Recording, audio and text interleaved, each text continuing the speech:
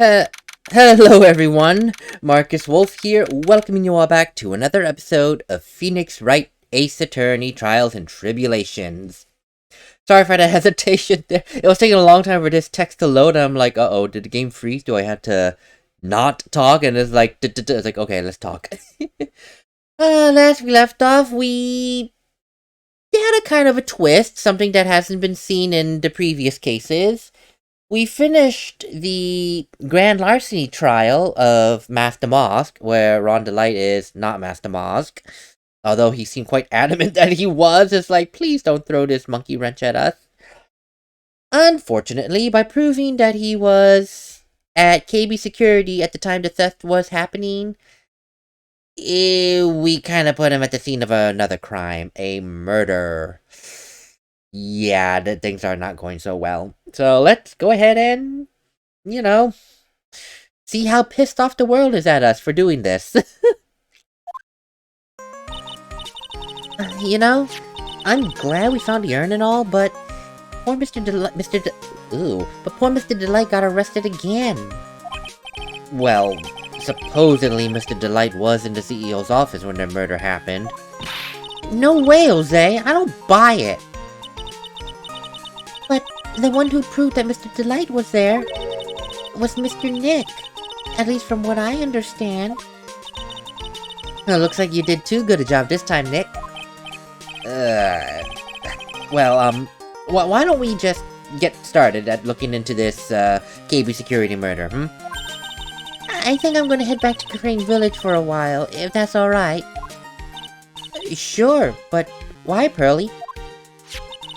I'm gonna bring the sacred urn back and have some people take a look at it.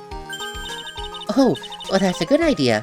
I think I'll go with— No, Miss Sigmaya, you should stay here. I want you to spend some special quality time together, full of love and happiness. Ooh, Pearls is so caught up in her fantasy, she's forgotten that there's a murder to be solved. She's forgotten about— Now remember, no fighting, okay? Yeah, she has a fairy tale idea of love. She definitely does. But then again, from what Maya explained, I don't blame her. I truly don't blame her. I mean, growing up in a world and culture, in a sense, where so many divorces. I mean, she doesn't even have her father in the picture right anymore. So, marriage in Crane Village and the Crane culture must be quite difficult to maintain, I can only imagine. Okay, Nick, time to get going on this murder investigation. Any ideas on what to do first? Alright, so where do you think we should be going now? Well, isn't it obvious? We go out there and investigate this murder. Yeah, but first, don't you think we need to know exactly where KB Security is? Hey, why don't we ask Miss Delight? I think she'd know. Besides, I kinda wanna ask her some stuff about motorcycles. Motorcycles? Huh. You're not thinking of getting one, are you, Maya? Oh, I'm not the same little Maya who used to be happy with her dinky little bike, Nicky boy. Ugh. Anyway, speaking of asking around, I do have some questions of my own for Mr. Delight. Okay, well, then that's settled. Let's make sure we swing by the detention center. Boy, I ad-libbed those pieces like nuts. That, I swear, I barely read the prompt and it's like, boom. Well, you must be relieved that we got the sacred urn back at least, right? You bet. But I do admit there is something kind of different about it. Huh? Oh, don't me! It's pretty obvious, Nick. I mean, just take a look at this photo. It clearly says I am on the urn in the poster. But the urn we ended up getting back says Ami like it used to. Oh, yeah, you're right. Plus, the vase has pink splotches on it now. I'm sure they weren't there before. Maya doesn't know, but last year when the urn was broken, the repairer accidentally turned Mystic Ami's name into the phrase, I am. And that repairer was one mechanically unskilled little Pearls. But still, I don't remember ever seeing pink splotches on it. Is it possible that the urn's a fake?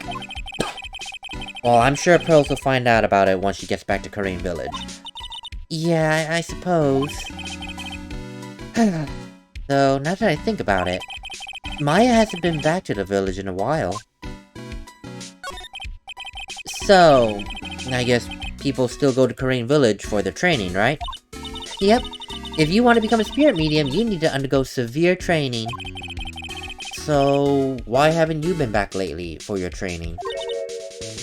Well, lately, I've been thinking of heading to a channeling dojo to do just that.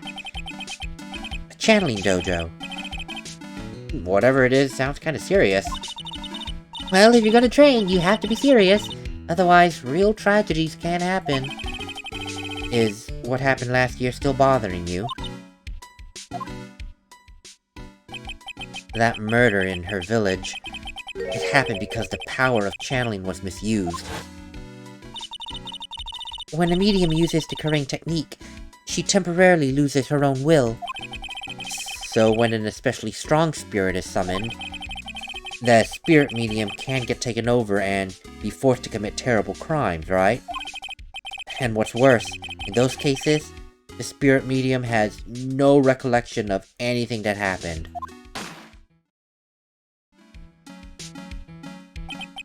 That murder. It wasn't your fault, Maya. You know that, don't you? I suppose not, but I guess I'm still a bit shaken up, that's all.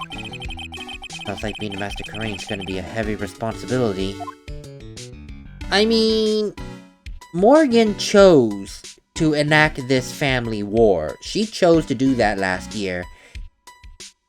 If anyone's to blame for this insane, horrific family dynamic, it's Morgan. I mean, Maya is trying her best not to have the family name put a rift between her and Pearl. She's doing her darnest to make sure that doesn't happen. It's Morgan Fay, who's from her generation with Misty, trying to propagate this family war and trying to usurp, essentially, the family name. I mean, it is, like, old-fashioned, typical Asian culture. I hate to say it, but it is. Typical, stereotypical, but at times accurate Asian portrayal of Asian culture. Like, the younger person, the younger child of the family becomes the head of the household or head of a business, and then the older child feels like they've been miffed, or vice versa, and it just becomes a whole saga of trying to one-up each other, trying to steal the glory, steal the fame, try to defame the other sibling that is currently sitting high in the family name and all that. Who Shot John? Of course, Asian dramas tend to dramatize that, but it does happen, and it's unfortunate that it's kind of become a stereotypical Asian thing, even though other cultures do that. So, yeah, I can see what Morgan Fay is thinking in terms of, you know, trying to feel that she's been passed along being part of the Branch family. Anyway, move on. Why don't we go ahead and talk to Ron Delight, if he's available. I mean, you never know, he might be. I already told you it's not me! A sad, pitiful whine that tapers into silence. How do you whine into silence? That is... that's interesting. It wasn't me! like, you're just like that? Like, you just lose air? Sounds like they're interrogating Mr. Delight.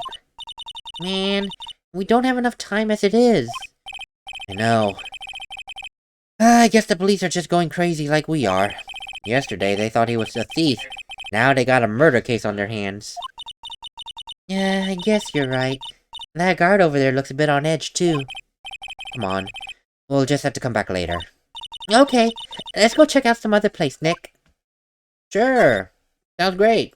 Let's just go talk to, not Denise, Desiree. Where did I get Denise? Oh my god. Oh, Nicky boy! Maya! Miss Delight. All I wanted to do was to help my dear Ronnie. Yeah, but I guess it ended up hurting his case. Don't say that, Nick. She doesn't need your help beating herself up. Hey, Nicky boy, please, please help Ronnie. He's not a killer, I swear. My Ronnie would never hurt a fly. Alright, I'll see what I can dig around by poking around a bit. Really? Are you serious? Oh, I'm so happy. I knew asking for your help was the right thing to do. I don't know what I can do to help anymore. I had no idea Miss Delight had such a vulnerable side. Well, that just shows how much she truly loves Ron. That she willingly broke the law by breaking and entering to gather the evidence. And now she is beside herself with worry that she might have unintentionally tagged her husband for murder. She loves Ron. That is for sure clear. How about you tell me a little bit about your husband? Listen carefully, Nicky boy. My Ronnie would never ever kill anyone. It's just not in him to do such a thing. I don't think he would either, Nick. Yeah, but you do have to admit he's got a bit of a temper. It's not that hard to imagine him just snapping and screaming, "Please die!" Oh, he would never say that, Nick. Anyway, Miss Delight, he might not be a killer, but he's still going around saying he's a thief. I already told you that's just a fantasy for him. Miss Delight, I hate to say it, but you're the one who's living in a fantasy world. What? How dare you say that to me, Nicky boy? I know everything there is to know about my Ronnie. We don't have any secrets between us. Ronnie isn't the thieving type. He's so honest he wouldn't even sneak a nap. He's so honest that he wouldn't even steal a glance. A thief. The very idea. I guess I just don't get it. Huh? Get what, Nick? I just can't understand how they can be so different and yet be such a happy couple. Yeah, they sure are different. Oh, come on now, Nicky boy. It's not that mysterious, is it? It was love at first sight. Well, for me anyway. What? For you? Love at first sight? So was it really that when you first met Mr. Delight? Well, maybe not at first sight, but Ronnie did save my life. Save your life? I was at work one day when two robbers suddenly rushed in. Well, I'm not the kind to just curl into a ball and hide in the corner, so I fought back. Robbers? Yes, they ended up taking me hostage. I'll admit I was frightened. They were both carrying these huge knives and, well, I couldn't help but breaking down into tears. Yeah, I would too if I were in that situation. Oh, I think I get it. Did Mr. Delight come running to save you? Yes, exactly. I remember he looked so handsome in that guard uniform of his. He went right up to those two knife-wielding robbers and screamed in their faces. Please, stop it, he screamed. I could see the robbers' faces turn pale. That high-pitched shriek of his does have a surprisingly strong effect on people. Then, crying and swinging his arms like crazy, he attacked them. All by himself. He came to save me, a total stranger, all by himself. You know, I love that little art design of her. I glossed over it, I admit, but it's kind of a contrast to see her in what was essentially a, I guess in Japanese terms, a salaryman's uniform. You know, like working a salary job. It's kind of a contrast to what we see now, like free-spirited on a motorcycle, you know? It's a contrast. He was so scared that he was crying and shaking, but still, he risked his life for me. Wow, that's a great story. Yeah, he may not look it, but in a tough situation, there's no one better. That's why I fell in love with him like I did. That's quite romantic. I guess I'd fall in love too, in that case. Nick, I hope you do the same for me if I ever get taken hostage. With Maya, that possibility always manages to loom in a not-so-distant future. Please don't jinx this. I mean, it's true for Maya. She always... something happens to her. Love it for... Oh, that's actually kind of sweet, though. Yeah, it's like... interesting. They loved each other at first sight. Quite interesting. What about Detective Acme? Oh, I hate these kinds of people more than anything. You mean Ace Detectives? No, I'm fine with Ace Detectives. Oh, so you must mean thieves. No, they're alright too. I just hate thieves that pretend to be Ace Detectives. There's nothing I hate more than cowardly men. By the way, why did you go to the detective's office anyway? Well, as the trial went on, I started to get more and more anxious. I wanted to try and find out more about the real criminal. The real criminal? Yes, obviously the real Master Mosk is not my Ronnie, right? Yeah? And Detective Atme knew more about Master Mosk than anyone else. They mentioned him on the Great People Around Town segment on TV. So that's when you decided to go there and ask him some questions. That's right. I'll do whatever it takes to save my man. The secretary said the Ace Detective isn't in right now, but I forced my way past her and into his hideout. Well, I wouldn't exactly call that office of his a hideout, per se. That bag was sitting right on top of that table.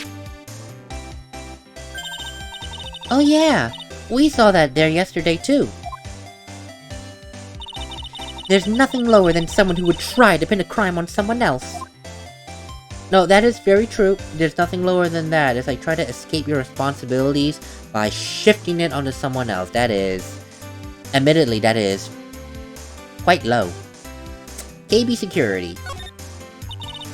Mr. Light, what do you know about KB Security? Oh, don't be silly.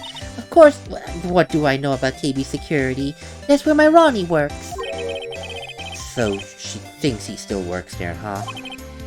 And yet, according to what we heard today... Come on. Don't tell me you didn't know. Ron DeLight was once an employee of KB Security. He was a professional security guard. You know, that's fair. Godot did use past tense. Ron quit. He doesn't work there anymore. It looks like Mrs. DeLight doesn't know. KB Security is only about 20 minutes away. By motorcycle, that is. Larry told me it takes 30 minutes by car. Well, I have to admit I tend to fly pretty fast on my bike. To make it to KB Security that fast, are you sure you weren't literally flying? Why don't I give you a ride sometime? Or better yet, how about now? No, thank you. I'm afraid I'll have to pass. Why don't you just tell us where it is and we'll head over there ourselves? What a scaredy cat you are, Nick. Alright. So Mr. Light told us the location of KB Security. Okay, let's head over there right now, Nick. Yeah, let's do that. I don't know if I can present some things to you. Probably not. Well, maybe the wallet, but I doubt it'll give me anything important, so... Bye, Mr. Light. Pleasure talking to you, and, try not to, worry yourself into a fit. I promise things will go... swimmingly. Cough, cough. Put that in question mark quotations. Oh, that's an office. It's got that Resident Evil-esque shifting bookcases. I say that because Resident Evil 2 was the first time I ever saw a shifting bookcase. So ever since every time I see these now, it's like Resident Evil 2. I gotta get a drink. So, I guess this is where it all went down, huh? And the wall- ooh, boy! The walls in here look thick. I suppose this is what you would expect in the CEO's office. What's that got to do with anything? Oh, hey, pal! It's you guys! Oh, hi, Detective Gumshoe. Oh, today's a real triumph for you guys, eh? Wow, what was that voice? It's like, walk. Sure was, pal. That prosecutor made real fools out of us. Yeah, I'll feel for you. Wow, that's not like you at all. I thought you'd be more like, oh, that was great, you guys got what you deserve, pal. Or something to that effect, at least. Do I really sound like that to you, pal? The gumshoe fits. Anyway, the point is, I can tell when someone puts their heart into the jobs. And I can sympathize when things don't go your way. Sometimes I feel like wrong's the only way things go for us detectives. Wow. I had no idea Detective Gumshoe was such a nice guy. Now if this little love fest is over, maybe we can start our investigation. Yes, Gumshoe, what can you tell us about the victim? I believe the name was, Kane Bullard? Detective Gumshoe, can you tell us what you know about the murder? Alright, the thing is, I'm not really supposed to. Hey, come on. What about we put our hearts into our work? You know, things are really working against us right now and we need help. Alright, I tell ya. Just don't go start crying on my pal. Okay, I won't cry. Okay, well, listen up. Victim's name's Kane Bullard. The CEO of KB Security and pretty big fella in his own right. Corpse was discovered at 9 this morning. Estimated time of death was 1 AM on October 12th. Cause of death, blunt force trauma to the head. Probably some kind of object in this room. It happened at exactly the same time Master Mosk was stealing the urn, huh? Kane's autopsy report. October 12th at 1 AM. Cerebral hemorrhaging from blunt trauma to the head. Ouch. Hemorrhaging. Isn't that... Hemorrhaging, I believe, is internal bleeding. If it's internal bleed... oh, yeah. That means his skull didn't break open, but there was enough force that... oh, God. He died from a brain bleed. Oh, Jesus. That's a horrible way to go. Brain bleed? Damn. So, why did it take almost a whole day to discover his body? Well, there's a good reason for that one. Bullard's body was stashed away inside a safe. The safe? Well, I do have to admit it is pretty big. Nobody heard from him, and when they opened the safe this morning, out it came. Oh, so the body just fell out. Oh, I guess that's why the white string's there. It's how they found him. I think we still need some more information about Mr. Billiard. Well, for starters, maybe you can get the man's name right. Mr. Billiard. I almost missed that she said Billy. I almost said Bullard. It's like last second. Billiard. So, what happened to Master Mosk? Oh, he's at the detention center screaming like a madman. Just got me again, he keeps yelling. No. I didn't mean him. He's not a real thief, and the real thief anyway, right? Ew, sorry. I mean, that detective out me. Oh, that was great. Got what he deserved. Now that's the detective I know and love. Well, I mean, think about it. Amy was always around when the con car showed up. But he always mysteriously disappeared when the heist took place. I was hiding at the crime scene. You're right. That's the lamest thing I ever heard. That's how you just knew he was a thief. That would explain how he was able to retrieve the stolen item he keeps bragging about. Yeah, just designed amongst a look at great detective, that's all. But that is one thing I can't quite figure out about his first heist. His first one? Yeah, it's the aluminum case. There happened to be a witness there. A witness?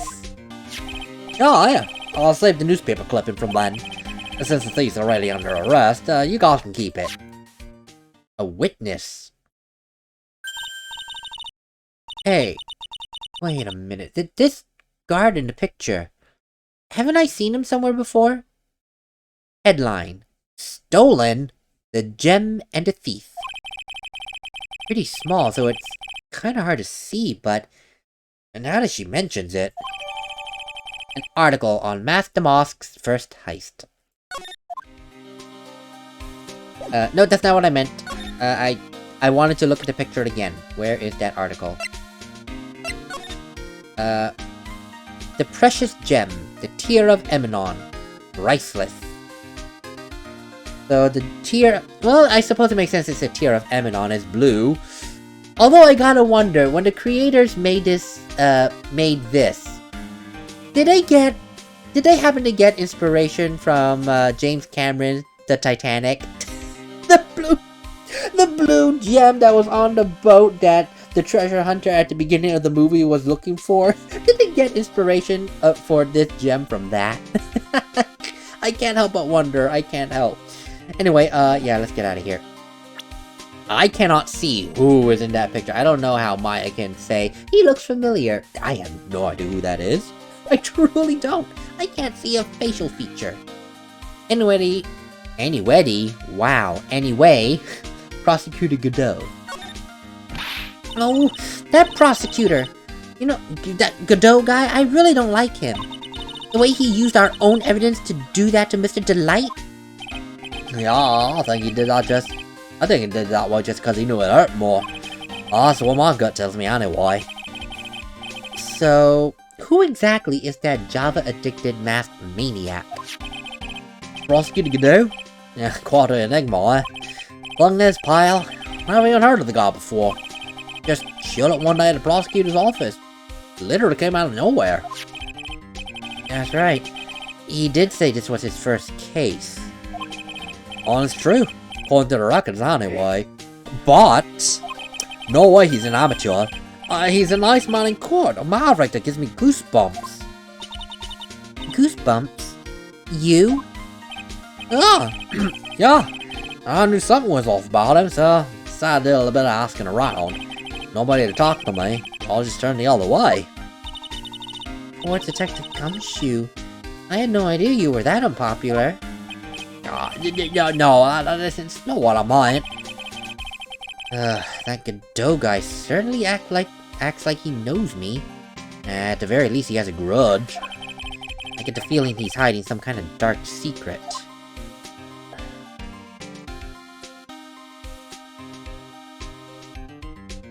Sorry, I had to close my door. I don't know why every time I do a recording, someone in the background is coughing like a maniac. I don't understand. And I know it picks up on my mic.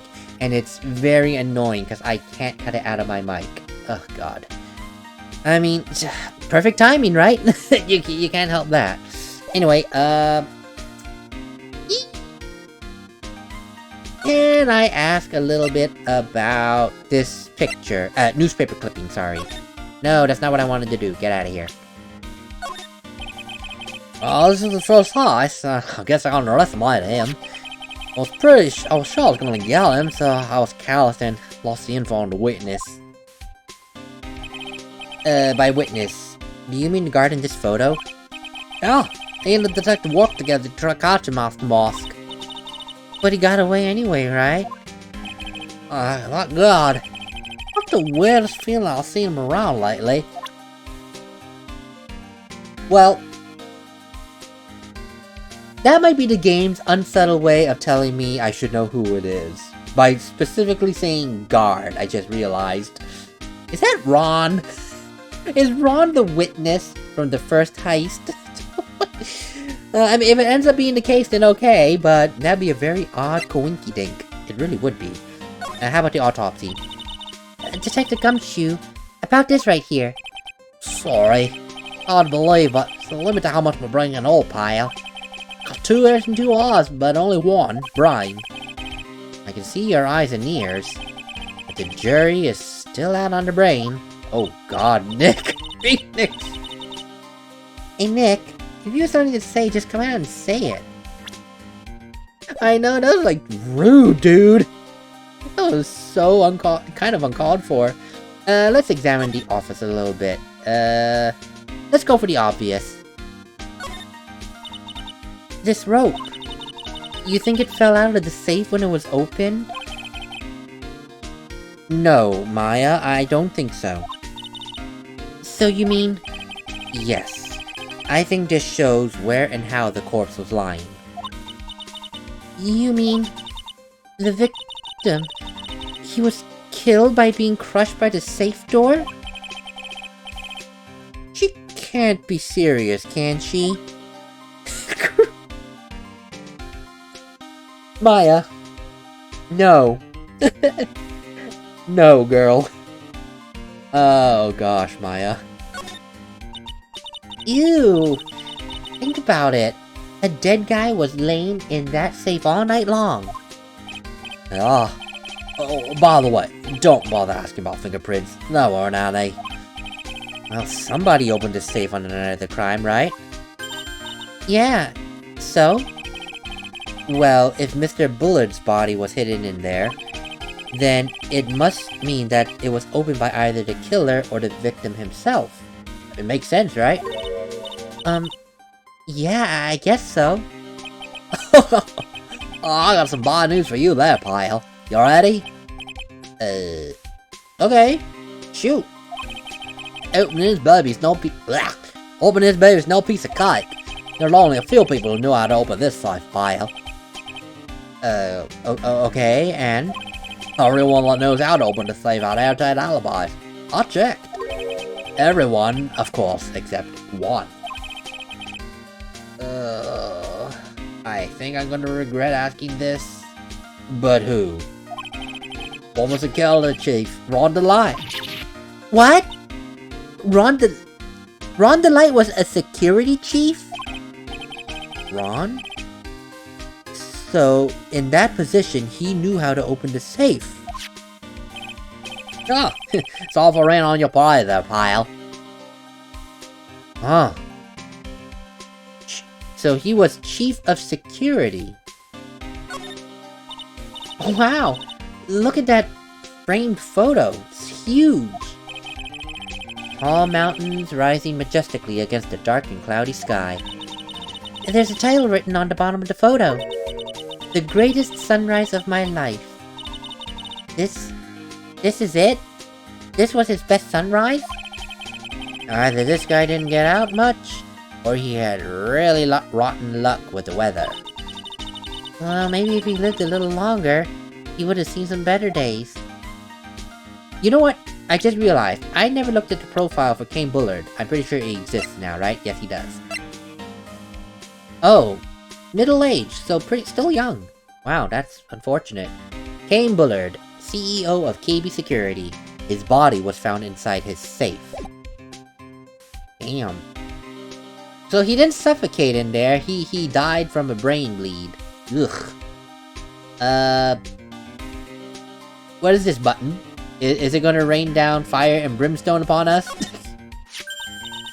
Oh, there's a button here, Nick. Let's see. Oh my god, Maya, really? What if it really did rain fire and brimstone upon us? Alright, cut it out! Don't you go pressing that! That was pretty funny. I never knew Detective Gumshoe could jump like that. God, what is that button anyway? Emergency buzzer! It says so right there on the panel, pile. Oh. Oops. You're right. It's written right there. Nick, how many times have I told you to read the instructions first? Look, this alarm's connected to the basement guard room. It's used to summon security up here. Really? Then, wouldn't it be possible on the night of the crime? Oh! That's when the CEO was attacked. Are you thinking that maybe he pressed the buzzer? Yeah, I thought about that, so I asked around down there. Oh, they said the buzzer never went off that night. Also, we couldn't find any fingerprints on it. Mr. Bullard, the victim, he wasn't wearing any gloves, by the way. Just FYI. Huh. Then we better go and talk to that guard about this emergency buzzer. CEO office buzzer. Connected to the basement security guard office. There are no fingerprints. Let's look at this desk. Huh. Guessing this is the CEO's desk. To be honest, it's a lot simpler than I imagined it. Hey, that looks like a super soft chair. Let me try it out, just for a sec. Nice. I feel just like a CEO. Hey, you! Whip me up some really expensive import tea and some scones. Come on, chop chop, move it! This is the life. Well, the victim sat on that chair just before he was brutally murdered, you know. Ah! Really, Maya? You didn't think of that? I mean, it was kind of fair to think. I'm surprised you didn't think of that. So these are a bookshelf rolling cabinet hybrid. Geez, I can't get in between these two shelves. Don't strain yourself trying, Maya. Looks like they're controlled by a special panel. So I guess it's just one shelf at a time, huh? Let me see... Looks like they're filled with a bunch of different files. Yeah. Filled with data about security jobs they were hired to handle. It'd be a good night's reading. If you got insomnia. I was hoping for something, you know, a little bit more exciting, like UFO sightings or things like that. I don't think that's what security jobs are for. How about this file in the clear foreground? Whoa. Check out this big thick binder. Leave the heavy lifting to me, Nick. Reading the file isn't exactly backbreaking work. If anything, it's just a little hard on the darn eyes. Oh, that I thought that was Maya. Oh. What did you find, Nick? This file. It has nothing to do with security operations. It's all about Master Mask. I mean, it's filled with information on him. What? What kind of info? Well, let me see, some very incredibly detailed information about his methods, and details about the crime scenes. Hey, Nick, look at that last page. What? Oh, it's a list, let me see. Tier of Eminon, $100,000. Wait a minute. This looks like a list of all the treasures Master Mask stole. So, then $100,000 is the value of the stolen item? I don't know. I mean, I'm not a museum art piece buff, but the number seems kind of low. I think I better, you know, make a copy of this list. Gaines list added to the court record, found on the table at the crime scene. Let me see what it... No, I didn't mean that button. God, I almost made it without pressing the wrong button, and well, no, I still did, but damn it, I still pressed the wrong button. No, I didn't examine this. Connected to the basement security guard office, I already read that. I want to read the list. Tier of Eminon, Jewel, $100,000. Crown of Bongora, Artifact, $150,000. The Left Hand of Hades, Sculpture, $240,000. Portrait of Megina, Painting, $500,000. Why is it just getting incrementally higher and higher? Huh? I'm confused. And more importantly, why would Kane Bullard have a list of items that Master Mask stole? And all that, what seemed to be lowball... Well, maybe not the Portrait of Megina. That probably is around the ballpark, depending on how famous the game wants to make the painting be, but... The Tier of Eminon sounds a lowball offer. Phoenix is right. Can I ask you about some things that I found in here? This list? That's not what I wanted. Present. Maya is just gonna go on a little, yeah, that's, I know nothing. Cool. How about the buzzer real quick? You know nothing about the buzzer either. Okay, cool. Bye now. You know what? I would say that is a good sign to, you know, put a pin on it and then end the video. Wow, my stuttering is getting so bad today. I don't know why. Oh god. Now, I think I said this a long time ago, but ever since I did college, I went to college, I picked up a very weird stutter. I don't know why. Or maybe it's just something that's been with me this whole time, and it's only through the rigors and stress of college that it's like, that's all, folks. You know? Although, in fairness, when it comes to doing the script talking where the characters are stuttering, I can very, you know, kind of do well enough. Like Professor Quirrell. So I know how to I know how to exaggerate it, but I guess it's also a testament to how tired I am. It's been a long day at work. But yeah, that's it. I will see you all on the next episode where we will learn more about this case. Later!